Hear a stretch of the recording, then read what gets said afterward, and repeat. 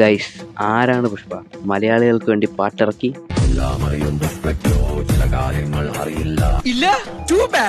മലയാളികളുടെ കയ്യിൽ നിന്ന് തന്നെ വട്ടത്തിലും ത്രികോണത്തിലും ഊക്ക് മേടിച്ചവനാണ് നമ്മുടെ പുഷ്പരാജ്. താഴത്തില്ലട. ഒരൊന്നൊന്നര പാർട്ടി ഹിന്ദിയിലും പാടും, വെറ്റിനറി പോടും, കുത്തുമുതൽ സൂറൻ, ഗുസ്തികളിൽ വീരൻ, തലമുറകളുടെ തിരുവടികൾ കയ്യിലെടുത്ത് തമ്മാനമാടിയ വീറപ്പാന്റെ കട്ടപ്പൊമ്മൻ. പടത്തിന്റെ തുടക്കം തന്നെ ജപ്പാനിൽ വെച്ചിട്ടാണ്. ജപ്പാനിലുള്ള കുറച്ച് അണ്ണന്മാരാണെങ്കിൽ പുഷ്പയുടെ കാലിൽ കയറൊക്കെ കെട്ടിട്ട് നല്ല ഉയരത്തിൽ തലകുത്തിനെ കെട്ടിത്തൂക്കിയിട്ടേക്കും. എന്നിട്ട് ഈ അണ്ണന്മാരെ ബോസ് വന്നിട്ട് പറയും, പുഷ്പൻ അങ്ങ് തീർത്ത് കളയടാന്ന് പറയും. അപ്പൊ തന്നെ അവന്മാർ യെസ് ബോസ് എന്ന് പറഞ്ഞിട്ട് അരയിലുള്ള കത്തി വലിച്ചു ഊരിയിട്ട് ഇങ്ങനെ റെഡി ആയിട്ട് നിൽക്കുകയാണ്. ഇവന്മാർക്ക് വെട്ടിക്കൊല്ലാനാണെങ്കിൽ എന്തിനാണ് ഇത്ര ഉയരത്തിൽ കെട്ടി തൂക്കിയത്? മണ്ടന്മാര് തന്നെ. അങ്ങനെ കെട്ടിത്തൂക്കിയിട്ടിരുന്ന പുഷ്പ പെട്ടെന്ന് കയറൊക്കെ പൊട്ടിച്ച് പറന്നു വന്ന് ജപ്പാനിലെ അണ്ണന്മാരെല്ലാരും കൂടെ ഒറ്റയ്ക്ക് തീർക്കാൻ നോക്കും. അങ്ങനെ അവരോട്ട് മുടിഞ്ഞ ഫൈറ്റ് ചെയ്തുകൊണ്ടിരിക്കുമ്പോഴത്തേക്കും ഈ ജപ്പാനിലെ അണ്ണന്മാരെ ബോസിന്റെ ബോസ് വന്ന് പുഷ്പേനെ ഒറ്റ വെടി. പുഷ്പ കടലിൽ പോവും. പിന്നെ പുഷ്പ എവിടെ പോയെന്ന് ഒരു പിടിയില്ല. അങ്ങനെ ഇരിക്കുമ്പോഴാണ് നമ്മുടെ ഷികാവത് സാറിന്റെ എൻട്രി. ഷികാവത് സാറാണെങ്കിൽ വേഷം മാറി പുഷ്പയുടെ ആൾക്കാരുടെ കൂടെ ചന്ദനം വെട്ടാണെന്നും പറഞ്ഞ് അവരെ പിടിക്കാനായിട്ട് അവരുടെ കൂടെ പോകും. എന്നിട്ട് അതിൽ കുറെ പേരെ അറസ്റ്റ് ചെയ്തുകൊണ്ടൊന്ന് ജയിലിലിടുകയും ചെയ്യും. ഷികാവത് സാർ ഇല്ലാത്ത സമയത്ത് ആൾക്കാരെ ഇറക്കാനായിട്ട് പുഷ്പ വരും. അപ്പൊ നമ്മൾ എന്തിനാണ് പ്രതീക്ഷിക്കുന്നത്? പുഷ്പ ഇപ്പൊ പോലീസ് സ്റ്റേഷന് ബോംബിടും, ഇല്ലെങ്കിൽ പോലീസ് സ്റ്റേഷൻ അടിച്ചു തകർക്കും. അങ്ങനെയൊന്നും അല്ല. പുഷ്പ അവിടെ വന്ന് പോലീസുകാർക്കെല്ലാം പൈസ വാരി എറിഞ്ഞിട്ട് എല്ലാരെയും സുഖമായിട്ട് ഇറക്കിക്കൊണ്ടു.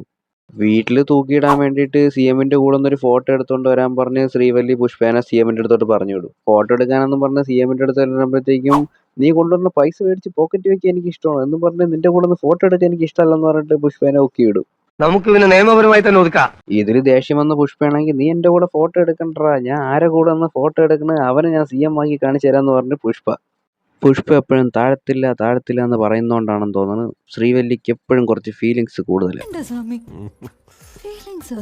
ഈ സിനിമ കാരണം പറ്റിക്കപ്പെട്ട രണ്ട് വ്യക്തികൾ മാത്രമേ ഉള്ളൂ. ഒന്ന്, സിനിമ കാണാൻ തിയേറ്ററിൽ പോയിരുന്ന നമ്മളും.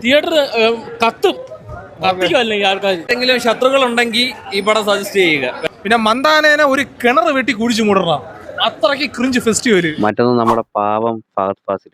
സിനിമയിൽ ഷികാവത് സാറിനെ പ്രതീക്ഷിച്ചത് ഇങ്ങനെയാണെങ്കിൽ ഷികാവത് സാറിന് കിട്ടിയത് ഇങ്ങനെയായിരുന്നു.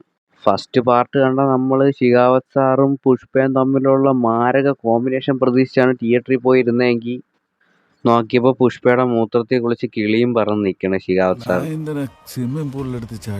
ഫസ്റ്റ് പാർട്ടിലെ മാരക വില്ലന്മാരെല്ലാം സെക്കൻഡ് പാർട്ടിൽ കോമഡി പീസുകളാണ്.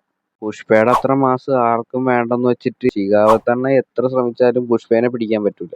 അങ്ങനെ അവസാനം പുഷ്പയുടെ കുറെ ചന്ദനങ്ങൾ ഷികാവത്ത് പിടിച്ചെടുക്കും, അതും ഫേക്ക്.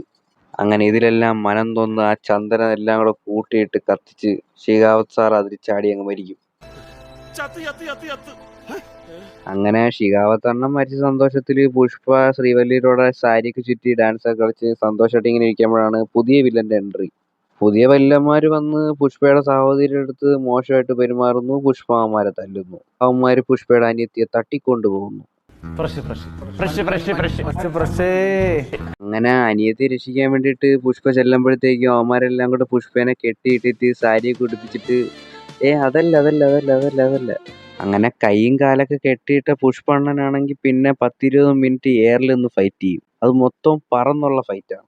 അങ്ങനെ ഫൈറ്റ് ചെയ്ത് എല്ലാത്തിനെയും കൊന്നതിന് ശേഷം ഹാപ്പി എൻഡിങ് ആയിട്ടെല്ലാം അവസാനിക്കുമെന്ന് പറയുന്ന സമയത്താണ് പുഷ്പണ്ണന്റെ വീട്ടിൽ കല്യാണം നടക്കുമ്പോൾ അവിടെ ആരാ ബോംബ് വെച്ച് പൊട്ടിക്കുന്നത്. ചന്ദനമഴ തിങ്കൾ മുതൽ ശനി വരെ.